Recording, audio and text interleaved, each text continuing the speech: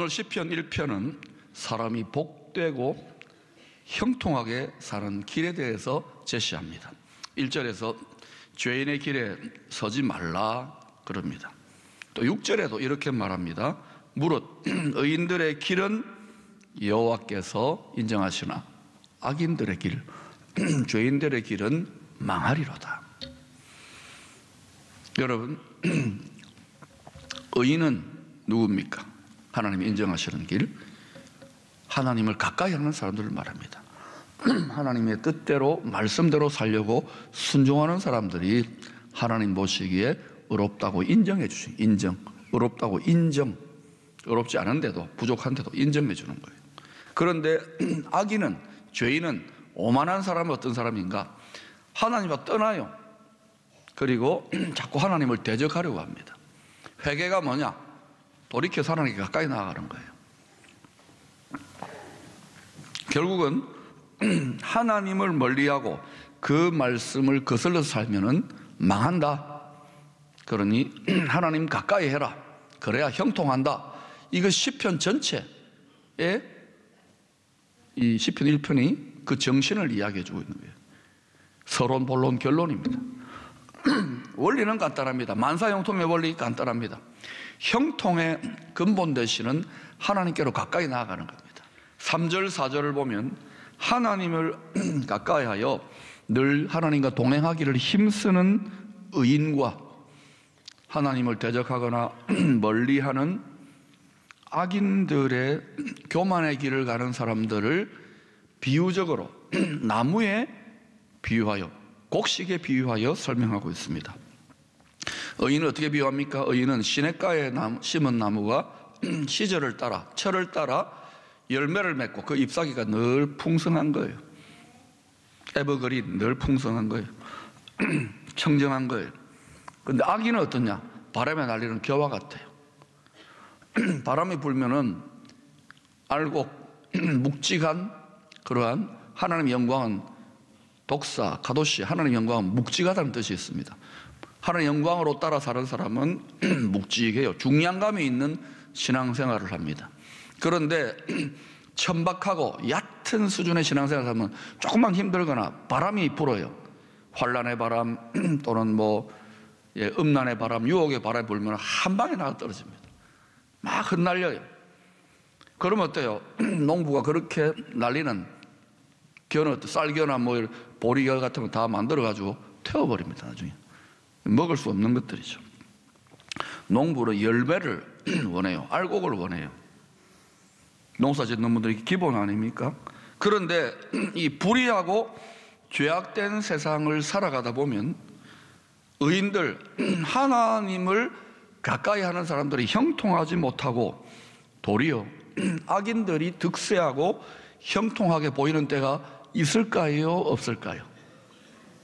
있어요. 왜요? 죄에 오염된 세상, 죄를 부추기고 탐심, 탐욕을 부추겨가지고 죄 권하는 사회, 탐심 권하는 세상이 되어버렸어요. 탐심은 우상 숭배라면서요? 그러니까 사람들이 이 욕심, 탐심, 자기를 비우고 이게 안 되니까 사람을 바꿔봐도 다 그놈이 그놈인 거예요. 이게 안 되니까 결국 어때요? 사탄이 이 세상 임금 노릇하고 세상 신 노릇하는 사탄이 아무것도 아닌데 이렇게 고통을 하는 거예요. 얼마든지 넉넉하게 이길 수 있는데.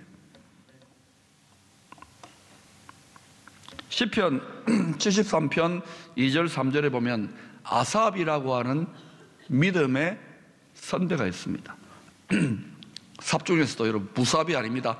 아삽이라는 사람이 있습니다. 자, 웃어주세요.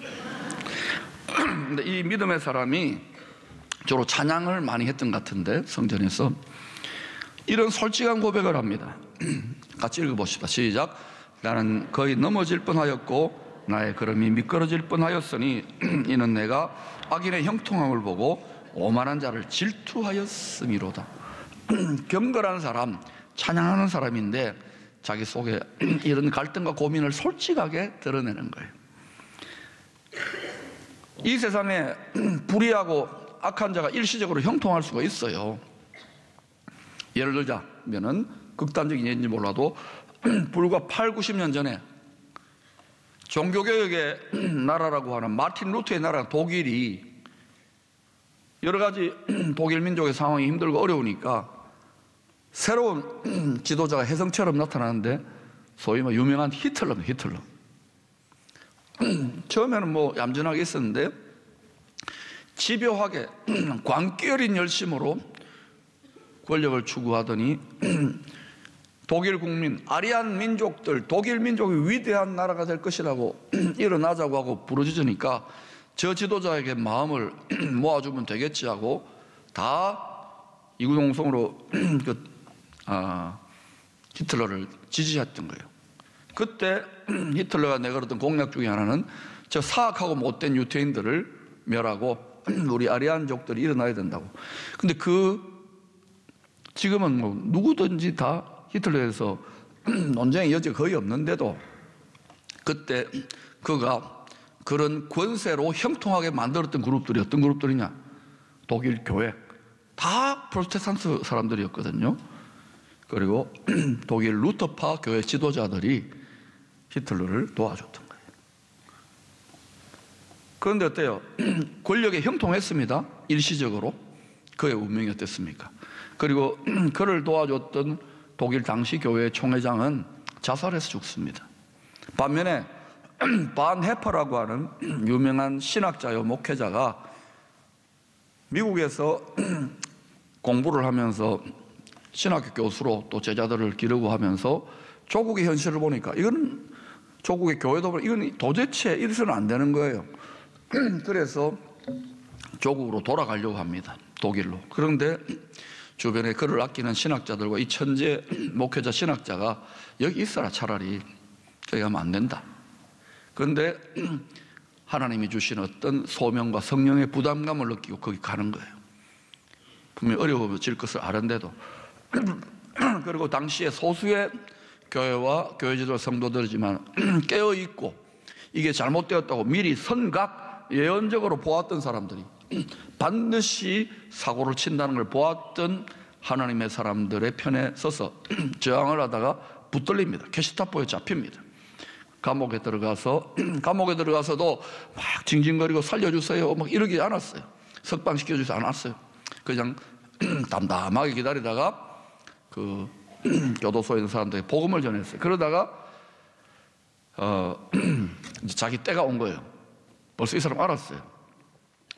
반해퍼 나와 이러니까 때가 된 줄 알고 당시에 그 같은 방에 있었던 동료 죄수들에게 형제들이여 나는 이제 떠날 때가 되었다고 내 걱정을 하지 말고 여러분 이 땅에서 신앙생활 잘 하시고 저 천국에서 만나자고.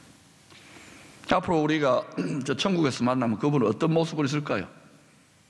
해와 같이 밝은 주님의 가장 가까운 자리에서 우리가 그분을 뵙지 않을까요? 아마 못 뵐 수도 있어요. 감히 우리하고는 차원이 다른 신앙의 클래스를 보였던 거예요. 자기의 인생 전부 다를 주를 위해 드렸던 겁니다. 그래서 독일 교회 하나님이 자존심을 세워놨어요. 우리나라도 과거에 신사참배를 일치단결하여 전부 다 했잖아요. 교회 지도자들이. 우리 교단도 그때에 하나님이 하나님의 자존심을 세웠던 사람이 손양원 목사님, 주기철 목사님 같은 사람 아닙니까? 우리가 장차 거기 가서 그런 어른들 볼까요? 당시에는 지나치다 그러고 당시에는 고집스러운 사람이라고 했지만 시대가 지나고 나니까 다 그 시대에 그분을 칭송하고 성축하잖아요.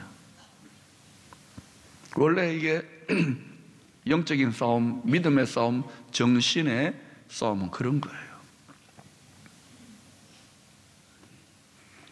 세상적인 눈으로 보면 하나님의 말씀을 거스리고 하나님에서 멀어지는 악인들이 형통할 수 있고 오히려 하나님을 가까이 하고 열심내는 의인들이 고난을 일시적으로 받을 수도 있습니다.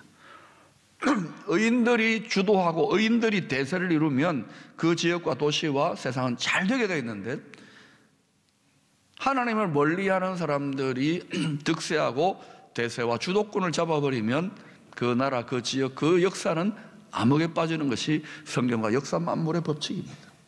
이거는 조물주, 창조주, 스스로 자존하시는 역사의 주관자의 법입니다. 하나님을 인정하지 않는 사람들은 아니야 할지 몰라도 하나님 그렇게 해가십니다. 한국 땅에서 그 일을 하나님 지금 해가십니다. 이 아삽이라고 하는 사람은 악인들이 형통한 거예요. 자신은 경건하게 성전에서 제사 드리고 연보하고 봉사하고 찬양하고 그랬는데 엉터리로 믿는 사람 같고, 저 보니까 죄 짓고 뭐 하나를 섬기고 딴 우상 숭배도 하고 못된 짓 하고 사기치고 성전에 나와가지고 뭐 짐승 잡고는 용서해달라고 그러고 하는 그런 엉터리 같은 신자들을 보고, 또 세상 바깥에 보니까 하나님을 안 믿는 사람들 보니까 엉망진창인데, 그들은 기름기도 있고 권세도 있고 부자고 좋은 옷도 입고 다니고 좋은 차, 그때는 차가 없었으니까 말이라도 타고 다니든지 이러고, 자기는 성전에서 열심히 찬양 봉사하고 뭐 이렇게 기도하고 뭐 이러는데 자기는 왠지 좀 비참하고 불쌍해 보이는 거예요. 그래서 하나님을 향한 믿음에서 거의 넘어지고 실족할 뻔했다고 합니다. 질투심과 답답함과 혼란스러움이 있었던 거예요. 자, 여러분에게는 그런 거 없습니까? 조용하시네요. 저만 그런 사람인 것 같아요. 우리에게도 이럴 때가 있지 않습니까?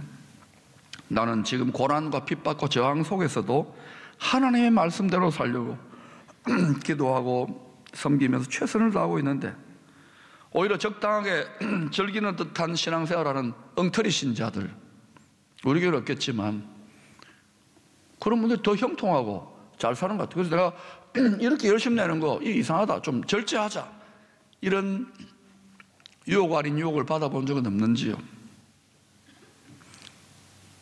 저는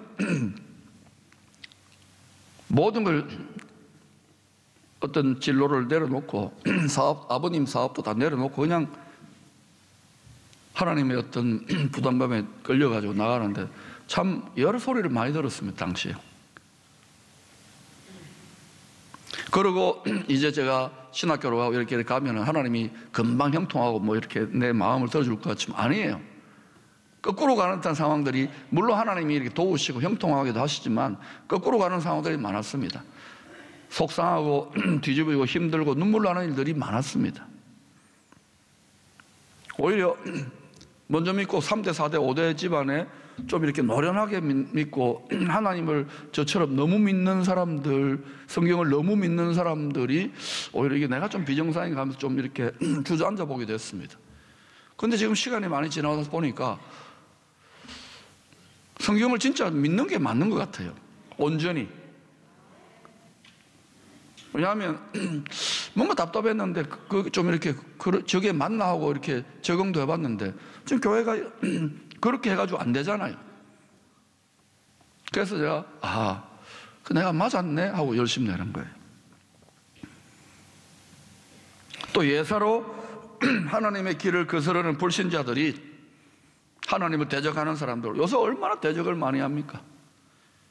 이단 사이비 대적을 많이 합니다. 여러분, 이단 사이비들이 우리에게도 훨씬 더 부응하고 순종하고 헌신하는 거 아십니까? 여러분 모르는구나. 그분들은 뭐 어디 모이라 그러니까요, 몇만 명이 기저귀를 차고 모여요. 왜 기저귀를 차는 줄 아십니까? 화장실 갈 틈이 없는 거예요. 제가 여러분 그랬다 그러면 맞아 죽을 겁니다. 하나님의 길을 거스르고 대적하는 불신자들이나 이단 사이비들이 세상적인 기준에서 우리보다 훨씬 더 나아 보일 수 있고, 우리는 왜 모양이냐?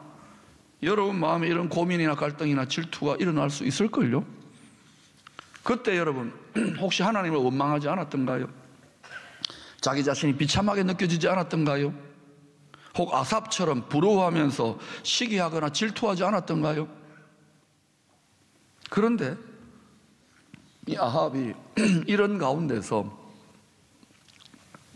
이 경건한 아합, 찬양하는 삶을 산 아합이 이 갈등과 혼란과 시기심을 극복하게 된 계기가 있습니다. 시편 73편 17절입니다.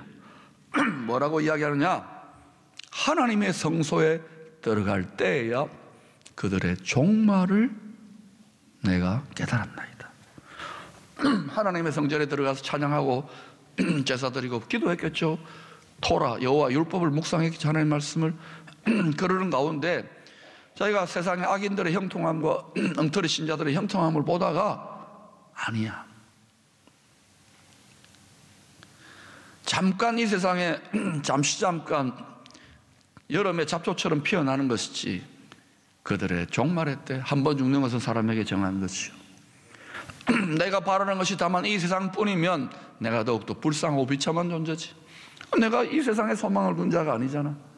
나는 영원한 나라와 내가 구하는 것은 하나님의 나라, 하나님의 성전, 하나님을 구하잖아. 이렇게 깨달았던 거예요. 그래서 자신의 비참하고 상처받고 쓴뿌리와 시기 질투심을 극복하고 혼란스러움을 극복하고 믿음을 지켜 나아가는 거예요. 여러분, 여러분의 신앙의 방향, 여러분의 가장 절박한 기도의 소원이 뭡니까? 지난주에 제가 소원 성취에 대한 설교를 했는데 여러분의 간절한 소원이 뭡니까? 좀 내년에 경기가 좀 풀어져서 식당이 잘 되는 거요? 사업이 잘 되는 거요? 여러분 간절한 소원이 뭡니까? 병이 치료되고 다 나쁜 게 아닙니다. 근데 그거는 그래봤자 이 세상 한 1년 갈까요? 하나님은 영원한 것 주시기로 그래요. 영생 복락을. 그래서 너희들이 가장 구하는 것은 나를 구하라, 나를. 그래서 하나님이 여러 가지 다양한 말로 하는 거예요. 힘써 알자, 여호와를 알자 그러고요. 회개하라. 망하는 길로 가지 말고 돌이켜서 나를 가까이 하라. 믿음이 크다는 건 하나님께 가까이 하는 거예요.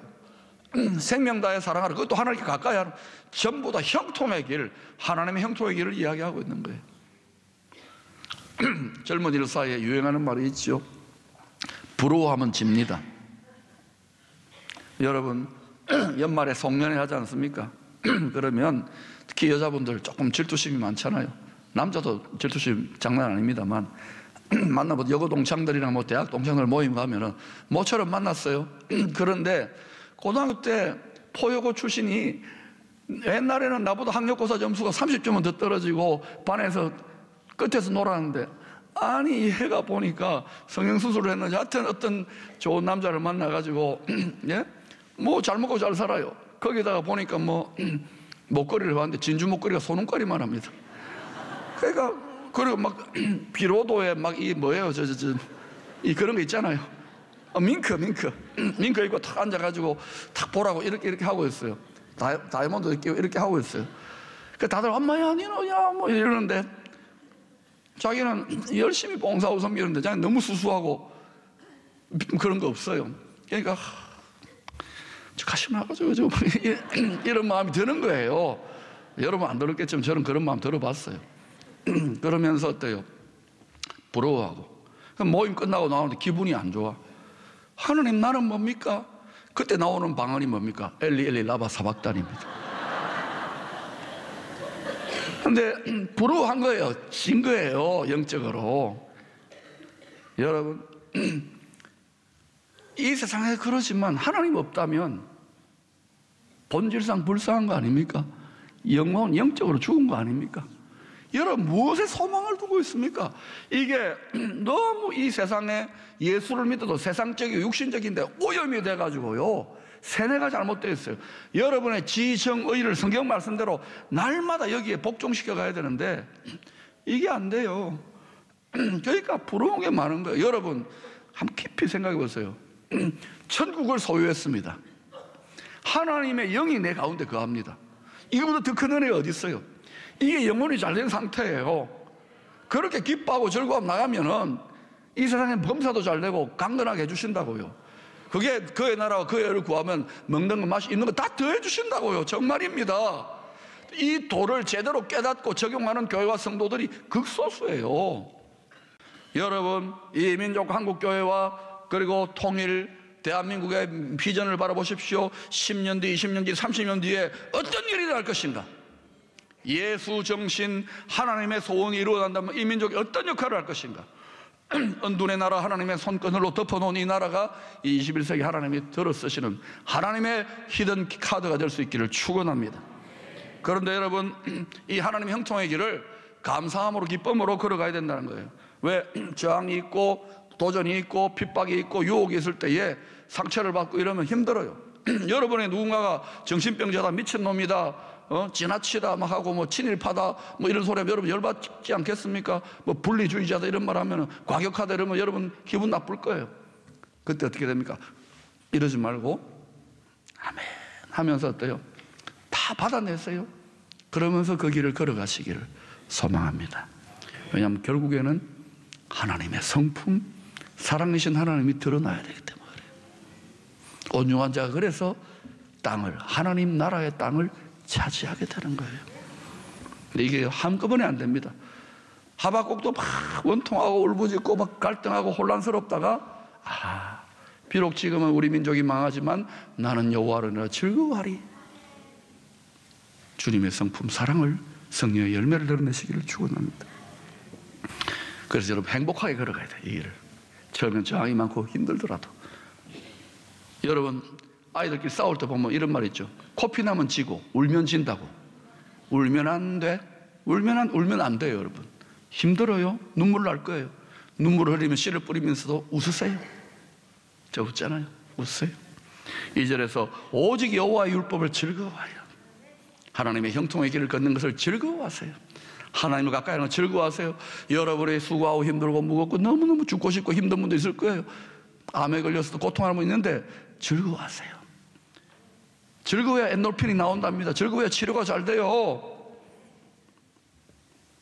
다니엘은 그 하나님의 형통의 길로 행하다가 사자굴에까지 던져졌는데도 그때 다니엘이 그 전에 죽음이 뻔한데도 뭐 어떻게 기도했습니까? 창문을 열고 하루 3번 하나님께 감사의 기도를 했다는 거예요. 열받아가 저 나쁜 놈들, 나쁜 새끼들 하지 않았어요. 또 요셉도 형들 때문에 죽임당하고 자기 친인척한테 여러분 때려 죽이자는 직결을 당하고 배신을 당하고 감옥까지 나가고 또 이상한 여자가 막 요셉 그죠? 유혹했는데 안 되니까 그냥 옥에 가두라고 이렇게 억울한 일을 당했는데 요셉이 그 정도 인생이 있으면 어때요? 얼굴이 어두울 겁니다. 그런데 요셉이 어때요? 전혀 그런 상처가 없어요. 늘 하나님과 함께 했어요. 왜? 힘을 걸을수록 요셉은 하나님과 더 함께 했어요. 상처가 확장되지 않았어요. 바울도 하나님의 형통의 길, 이방인 선교의 하나님의 소원을 향하여 막 질주하는 가운데 얼마나 힘들었습니까? 특별히 여러분 바리새파 유대인들이 막 때려 패고요, 감옥에 넣고 온갖 나쁜 짓을 다 했어요. 그런데도 처음에는 바울이 얼마나 성격이 대단합니까? 막 화도 났을 거예요. 벽을 치고 울분했을 것입니다. 그런데 바울이 계속 그럴수록 하나님을 찾고 의지하니까 하나님의 마음이 임해요. 바울아, 저들이 몰라서 그래. 그러니까 너 기쁨으로 가자. 그래서 바울이 빌립보서 감옥에 쓴 서신입니다. 기뻐하라. 내가 다시 바로는 기뻐하라. 고란에 제가 여러분 바라보며 교회 바라보면 너무 이 시대를 바라보면 아파가지고 막 이렇게 했던 거 화나서 그런 거 아닙니다. 내년에 기뻐할 거예요. 분노의 교회 담임 목사가 아니라 기쁨의 교회 담임 목사예요. 그러나 여러분 처음에는 죄악에 대해서 분노할 줄 알아야 돼요. 그래야 기쁨으로 나아가는 거예요. 예수님도 십자가의 길을 갑니다. 자기 백성이 그를 때려 죽여요. 채찍질해요. 그런데도 주님은 찬미하며 그 길을 걸어갔습니다. 이것이 신앙과 영성의 최고봉입니다. 이런 믿음과 정신이 품어지는 국가와 민족과 교회와 성도들 가운데에 하나님은 열방의 구속의 주도권, 부귀 영화의 주도권을 맡겨서 한 시대를 들어 서실 줄로 믿습니다.